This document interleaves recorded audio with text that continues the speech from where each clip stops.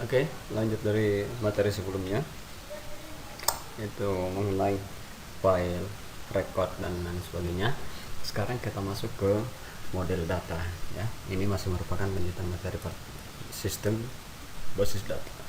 Nah, karena berhubung nanti videonya berkapasitas besar, makanya saya bagi menjadi dua part.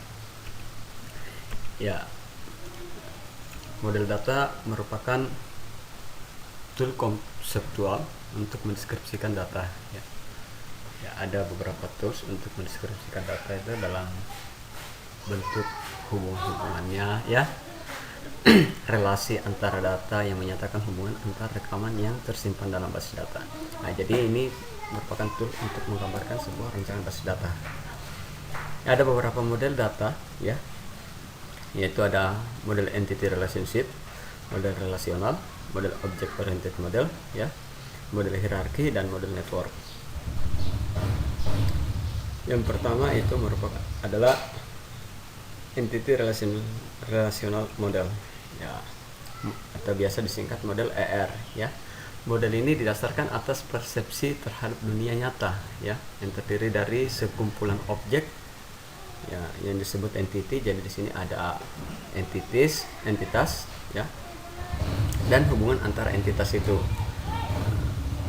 Entitas di sini adalah objek ya, seperti manusia ya, mahasiswa ya, itu merupakan objek atau entitas ya. Pemodelan data dengan model ER ya, terdiri dari kotak persegi panjang ya, elips atau lingkaran elips, diamond ya, itu merupakan garis penghubung atau hubungan antara himpunan entitas ya, dan garis penghubung ya. Contoh dari sebuah model ER ini dapat digambarkan sebagai berikut ya. Jadi di sini ada, ini entitas di sini adalah orang tua, mahasiswa, jurusan, dosen, mata kuliah, dan objek ya. Di sini ini merupakan relasi ya, atau penghubungnya. Nah, ini elips ya, persegi ketupat. Nah, jadi di sini umpamanya seperti ini. Hubungan antara orang tua dan mahasiswa ya, itu mereka masing-masing disimbolkan sebagai hubungan satu ke satu. Jadi dalam derajat relasi di ER ini terbagi atas 3 bagian, yaitu ya hubungan antara satu ke satu, satu ke banyak, banyak ke satu, dan banyak ke banyak ya. Ya, oke, saya ulangi. Dalam model entity relationship di sini ada 3 jenis hubungan, yaitu hubungan satu ke satu, satu ke banyak, dan banyak ke banyak. Nah, contohnya umpamanya orang tua itu mempunyai mahasiswa itu ya. Jadi di sini cara membacanya ini, entitas mahasiswa itu mempunyai satu orang mahasiswa itu mempunyai satu orang tua. Nah, ini hubungannya ya. Ya, kalau orang tua ke mahasiswa itu beda lagi hubungannya. Mungkin ya, orang tua mempunyai banyak mahasiswa. Nah, bisa jadi orang tua tersebut mempunyai 2 orang atau 3 orang mahasiswa. Nah, jadi makanya untuk membaca hubungan ini dari mahasiswa ke orang tua. Nah, terus mahasiswa menyenangi hobi ya. Ya, seorang mahasiswa itu menyenangi banyak hobi. Nah, ini hubungannya. Banyak hobi yang disenangi oleh mahasiswa, oleh seorang mahasiswa. Nah, ini bisa dibaca secara terbalik. Tapi kalau antara orang tua ke mahasiswa itu tidak bisa dibaca secara terbalik ya. Dibaca hubungan antara orang tua ke mahasiswa. Di sini harusnya satu orang tua mempunyai satu orang mahasiswa. Oke, sama seperti ini antara mahasiswa dengan mata kuliah. Banyak mahasiswa mengambil banyak mata kuliah ya. Oke. Banyak mahasiswa ya, N. Kalau antara hubungan banyak ke banyak, maka simbol satunya diselambangkan dengan N dan satunya diselambangkan dengan M. Nah, ini banyak mahasiswa mendaftar satu jurusan. Nah, terus di sini satu jurusan memiliki banyak dosen ya. ya, satu dosen mengajar banyak mata kuliah ya. Oke. Satu dosen mengajar banyak mata kuliah, dan satu dosen mengajar di banyak ruangan. Atau banyak mata kuliah diajarkan di banyak ruangan dan banyak mata kuliah diajarkan oleh seorang dosen. Nah, inilah cara membaca dari hubungan entity model ER ya. Oke, yang berikutnya adalah object oriented model. Object oriented model atau object oriented database ini merupakan salah satu jenis database di mana data dipresentasikan dalam bentuk objek ya. Nah, jadi ini biasanya model basis data yang dikembangkan atau yang digunakan oleh seorang yang menggunakan yang membuat sebuah program yang berorientasi objek ya, pemrograman berorientasi objek. Nah, di mana setiap objek itu memiliki state dan behavior ya, sifat dan tingkah laku ya. Jadi di sini tingkah laku itu merupakan suatu untuk menyatakan dari sifatnya ya. Objek yang memiliki kesamaan state atau behavior ya, itu dikelompokkan dalam satu kelas ya, ada istilah kelas. Oke, saya ulangi. Jadi kalau object oriented model ini biasa digunakan oleh seorang yang melakukan pemrograman berorientasi objek, jadi otomatis pemodelan dari basis datanya juga berorientasi objek ya. Nah, dimana jadi dalam konsep object oriented database ada yang disebut dengan kelas, di mana kelas itu merupakan kumpulan dari objek yang memiliki sifat dan tingkah laku yang sama ya. Pokoknya begini, antara kelas A dan kelas B itu memiliki sifat dan tingkah laku yang sama, yaitu sama-sama mahasiswa jurusan sistem informasi ya. Terus berada di semester 2, itu bisa dikelompokkan dalam satu kelas ya. Oke. Nah, jadi contoh dari object oriented database itu seperti ini. Jadi ada data mahasiswa. Nah, mahasiswa, atribut-atribut atau entitas dari objek mahasiswa itu ada nama, tanggal lahir, alamat, nomor HP, jenis kelamin, dan golongan darah ya. Ini nah, terus apa ya, nama, tanggal lahir, alamat, nomor HP ini merupakan dari sifat ya, sifat dari atau ciri-ciri dari seorang mahasiswa. Terus tingkah laku dari entitas mahasiswa ini apa saja ya. Pertama, menghitung indeks prestasi.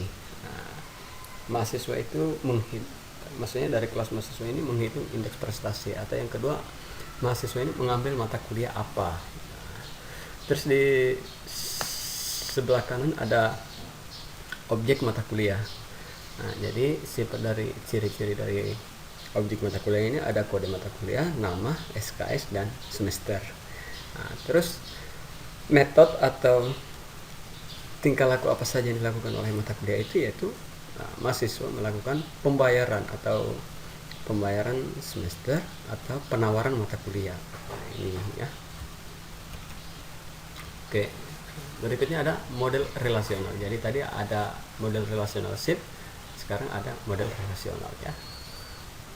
Model relasional ini menggambarkan data dalam bentuk tabel. Nah, jadi kalau tadi model relationship dia digambarkan dalam bentuk diagram. Kalau model relasional saja ini data digambarkan dalam bentuk tabel. Nah, dalam tabel-tabel itu lebih dirincikan kata kunci yang menjadi kata kunci dari sebuah tabel atau dalam database itu ya, atau foreign key. Nah, terus dengan menggunakan model ini pencarian field dari suatu tabel atau banyak tabel dapat dilakukan dengan cepat ya, karena jelas kata kuncinya ya. Jadi ini contoh dari model relasional ya. Di sini ada, jadi setiap kotak ini menggambarkan sebuah tabel ya, tabel murid, tabel ulangan, tabel kelas. Oke, saya ulangi. Jadi gambar-gambar ini merupakan perwakilan dari sebuah tabel ya. Di sini ada tabel murid, tabel ulangan, tabel mata pelajaran, tabel belajar, tabel guru, dan tabel kelas. Nah, jadi cara membaca hubungan dari ini, jadi perhatikan di setiap tabel di sini ada PK dan FK ya. PK itu singkatan dari primary key ya. primary key atau kata kunci utama. FK itu singkatan dari foreign key atau kata kunci kedua ya, kata kunci sekunder. Ya, jadi dari setiap bagian ini jangan diperhatikan, ini foreign key, primary key-nya ada NIS ya, terus ini ada foreign key ya, atau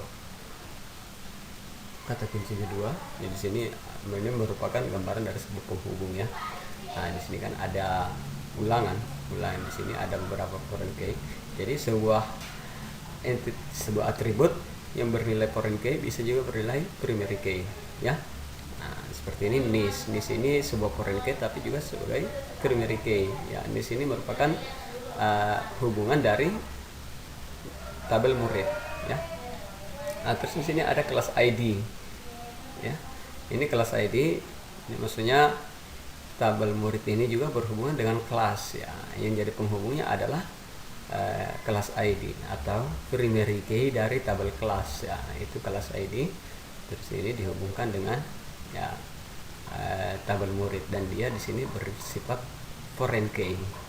Nah, nanti akan kita membahas lebih jelas dan lebih detail mengenai primary key dan foreign key ini.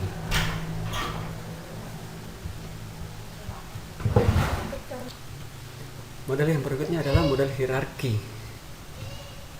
Ya, model hierarki ini ya seperti pada konsep basis data ada dikatakan jenis basis data itu database hierarki. Ya, jadi dia menyerupai pohon yang dibalik ya. Dia menggunakan pola hubungan orang tua ke anak ya. Itu ibaratnya seperti itu. Jadi seorang orang tua turun anaknya melahirkan lagi ya, turun terus ya. Jadi dia berurut. Contohnya seperti ini. Ya, di sini universitas mempunyai fakultas itu mempunyai mahasiswa ya, mahasiswa. Jadi fakultas itu selain dari mempunyai mahasiswa juga mempunyai dosen. Nah, dosen itu mempunyai mata kuliah. Ya. Sebenarnya di sini mahasiswa juga memprogram mata kuliah. Nah, ini dosen mengajar mata kuliah. Jadi ini dikatakan hierarki, penurunan turun temurun. Oke. Berikutnya model jaringan. Nah, pemodelan ini hampir sama dengan model hierarki. Perbedaannya dalam model ini setiap entitas dapat menyerupai banyak induk dan banyak anak. Ya, ini hampir mirip ya. Nah, coba diperhatikan di sini ada induknya universitas. Universitas ini memiliki fakultas ya. Nah, di mana fakultas di sini merupakan sebuah induk dari mahasiswa, induk dari dosen, dan induk dari mata kuliah. Jadi dalam fakultas itu ada mahasiswa, ada dosen, ada mata kuliah. Nah, terus mahasiswa itu ya memiliki nomor mahasiswa, nama mata kuliah. Ini hubungannya, terjadi hubungan mata kuliah dengan mahasiswa. Nah, di sini juga dosen memiliki mata kuliah. Nah, ini model jaringan. Jadi dia hampir mirip dengan model hierarki. Hanya dia kan dalam model jaringan dia banyak induk dan banyak. Jadi di sini fakultas ini juga bersifat sebagai induk. Nah, pertama universitas merupakan induk dari sebuah institusi perguruan tinggi. Nah, terus dari universitas ada fakultas. Fakultas ini merupakan juga sebuah induk. Nah, dan anak-anaknya itu ada mahasiswa, mata kuliah, dosen, atau bagian-bagian dari fakultas itu ada mahasiswa, dosen, dan mata kuliah. Nah, terus mahasiswa ini di sini bersifat juga sebagai induk ya. Induknya di sini ya mahasiswa merupakan sebuah induk, dan di sini ada terjadi hubungan antara mata kuliah dengan mahasiswa. Ya. Dalam konsep basis data ada juga dikenal dengan bahasa basis data ya. Bahasa basis data ini adalah bahasa yang digunakan untuk menuliskan atau mengelola sebuah basis data ya. Basis data merupakan statement ya, perintah atau pernyataan yang diformulasikan dan dapat diproses untuk melakukan suatu aksi tertentu. Jadi kalau di dalam bahasa pemrograman, algoritma dan pemrograman ada juga disebut dengan bahasa pemrograman ya, konsepnya atau statement-statementnya. Jadi dalam basis data itu dibagi atas beberapa bagian ya. Contoh-contoh dari bahasa basis data itu ada SQL, DBA, SQL, dan lain sebagainya. Tapi nanti bahasa basis data yang akan kita gunakan adalah SQL ya. SQL merupakan standar bahasa basis data yang banyak digunakan. Oracle, MySQL, SQL Server, Postgre, ini semua menggunakan bahasa SQL. Dalam konsep bahasa basis data ini dipilah lagi menjadi 3 bentuk. Ada data definition language, ada data manipulation language, ada lagi data control language ya, DCL ya. Oke, yang pertama data definition language ya. Data definition language ini merupakan perintah yang berfungsi untuk menspesifikasikan skema struktur basis data. Nah, jadi yang merupakan bagian dari DDL atau data definition language itu sebuah bahasa atau perintah untuk membuat tabel, membuat kolom ya, menghapus, membuat sebuah primary key atau foreign key ya. Ini nanti akan kita praktekkan ya. Nah, terus data control language atau DCL juga termasuk dalam bagian dari DDL ya, data definition language. Nah, subbahasa untuk mengendalikan struktur internal basis data. DCL biasa sangat bergantung pada vendor. Jadi maksudnya begini, dari beberapa vendor aplikasi perangkat lunak untuk mengolah basis data, terkadang masing-masing vendor menambahkan sebuah sintaks atau bahasa tambahan untuk lebih meningkatkan ya tingkat keamanan, tingkat efisiensi dari sistem basis data yang dibuat atau yang dikelola dan lain sebagainya. Ya, dan yang terakhir ini adalah data manipulation language atau DML. Data manipulation language ini berguna untuk melakukan manipulasi dan pengambilan ya atau query. Biasa dikenal dengan query ya, data pada suatu basis data. Manipulasi ini bisa berupa penyisipan atau penambahan data baru. Jadi umpamanya sudah ada data umpamanya nama, aco, apa dan sebagainya, terus kita ingin menambahkan sebuah data baru umpamanya ayu, agen atau dan siapa sebagainya ya. Terus ingin menghapus data ya.